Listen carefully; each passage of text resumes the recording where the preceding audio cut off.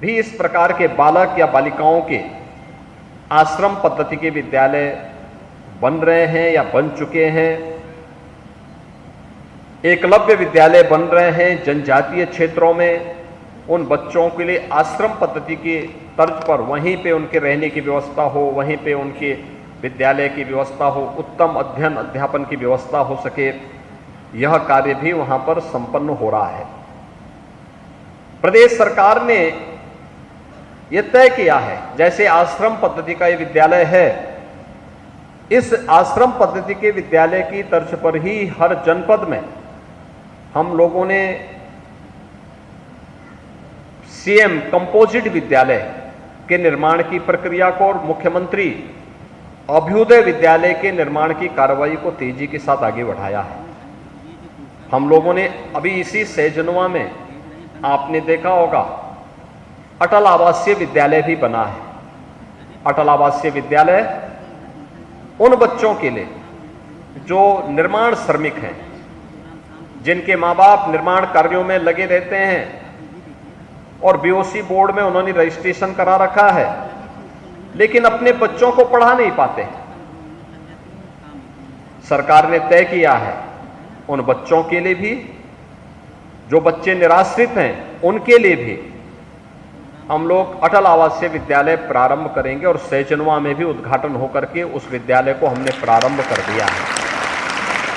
जिसमें 6ठी क्लास से लेकर के 12वीं क्लास तक उन बच्चों के सभी प्रकार के खर्चों को सरकार उठा रही है, बीओसी बोर्ड उठा रहा है। और मेरा जो यानी 12 से 15 एकड़ क्षेत्रफल में वो विद्यालय बने हुए हैं, वहाँ उनके लिए विद्यालय भी हैं, छात्रावास भी है, स्टेडियम भी है, इंडोर गेम के लिए भी इंडोर स्टेडियम भी है, और भी बहुत सारे कार्यक्रम वहाँ उनके एक साथ चल रहे हैं। स्किल डेवलपमेंट के भी कार्यक्रम वहाँ चल रहे हैं। बच्चों को आगे की पढ़ाई करने के लिए, किसी प्रतियोगी परीक्षा की तैयारी करने के लिए, मेडिकल की है, इंजीनियरिंग की है, या सेना में वो जाना चाहता है, कमीशन अधिकारी के रूप में कोई पद प्राप्त करना चाहता है, या बैंक में पीओ के लिए, या उत्तर प्रदेश शासन से जुड़े हुए किसी भी महत्वपूर्ण पद के लिए, उत्तर प्रदेश पुलिस में डिप्टी एसपी का पद है, या उत्तर प्रदेश में पब्लिक सर्विस कमीशन में है, या यूपीएससी में है, उनकी तैयारी के लिए भी जनपद स्तर पर समाज कल्याण विभाग एक अभिनव कार्यक्रम को आगे बढ़ाने का कार्य कर रहा है, और वह है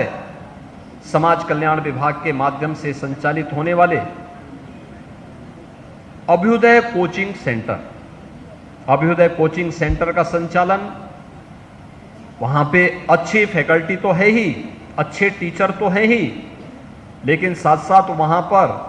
जो लोग उस परीक्षा को पास करके किसी अन्य क्षेत्र में काम कर रहे हैं, कोई जिलाधिकारी है, कोई सीडीओ है, कोई नगर आयुक्त है, कोई बीडीओ है, कोई किसी अन्य पद पर है, कोई डॉक्टर है, कोई इंजीनियर है, ये लोग जाकर के एक क्लास लेते हैं और उस क्लास को हम वहाँ उपस्थित होकर के भी अटेंड कर सकते हैं। उस क्लास में हम फिजिकली हो या फिर वर्चुअली भी हम जुड़ करके उसका लाभ लेकर के अपने आप को उस परीक्षा की तैयारी के योग्य बना सकते हैं। ये अभिनव प्रयास हो रहा है हर स्तर पर, उत्तर प्रदेश के युवाओं को आगे बढ़ने का एक अवसर प्राप्त हो सके। आज इसी में यह आश्रम पद्धति का विद्यालय अनंतपुर गांव में आज यहाँ पर उद्घाटन हो रहा है, और मुझे प्रसन्नता है कि उद्घाटन के साथ ही यहाँ बालिकाओं का प्रवेश भी हो गया है। मैं देख रहा हूं उन बालिकाओं के मन में आगे बढ़ने का एक जज्बा है, कार्य करने की एक ललक है। घर से दूर रह करके, यहां पर रह करके वे अपने अच्छे करियर को आगे बढ़ाएंगे और फिर अपनी योग्यता और अपनी प्रतिभा के बल पर प्रदेश का, देश का नाम रोशन करने का कार्य भी करेंगे। इसके लिए आवश्यक है कि हम अपने एक नियमित दिनचर्या अपनाएं। छात्रावास यहां पर रहे, छात्रावास के यहां पर जो अधीक्षक होंगे या फिर जो भी हमारे आश्रम पद्धति के विद्यालय हैं वहाँ पर वहाँ के जो प्रधानाचार्य हैं, वहाँ के जो अधीक्षक हैं या अधीक्षिका हैं, ये इस बात को जरूर ध्यान में दें कि इन विद्यालयों में नियमित दिनचर्या को अपनाने के लिए बच्चों को तैयार करना, समय पे जगना, समय पे सोना, समय पे भोजन लेना, समय पे तैयारी करना, पढ़ाई के साथ साथ खेलकूद की गतिविधियों में भी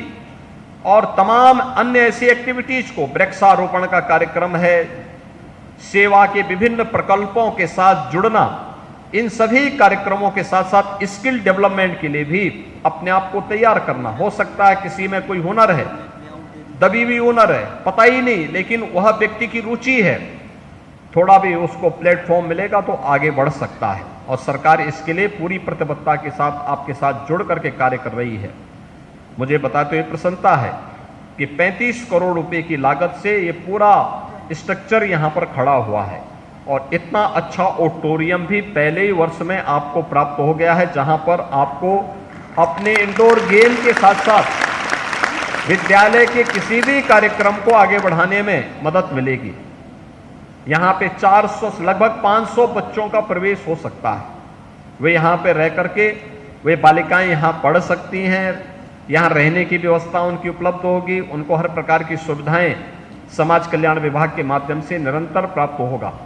आज का यह अवसर यहाँ की बालिकाओं के लिए, सहजनवा की बालिकाओं के लिए, गोरखपुर की बालिकाओं के लिए, पूर्वांचल की बालिकाओं के लिए अत्यंत महत्वपूर्ण अवसर है कि जब इस प्रकार के आश्रम पद्धति के विद्यालय में उन्हें प्रवेश लेने और आगे बढ़ने का अवसर प्राप्त हो रहा है। इस अवसर पर मैं यहाँ के विधायक को, यहाँ के जनप्रतिनिधियों को, यहाँ के अभिभावकों को, यहाँ के अन्य सभी उन परिवार से जुड़े हुए जितने भी सदस्यगण हैं, उन सबको हृदय से बधाई देता हूँ। और इस विद्यालय अपना इन बच्चों के माध्यम से नाम आगे बढ़ा सके, इसकी अपनी कामना करते हुए आप सबको इस बात के लिए आश्वस्त करता हूं कि युवाओं के लिए और खास तौर से वर्तमान पीढ़ी के उज्जवल भविष्य के लिए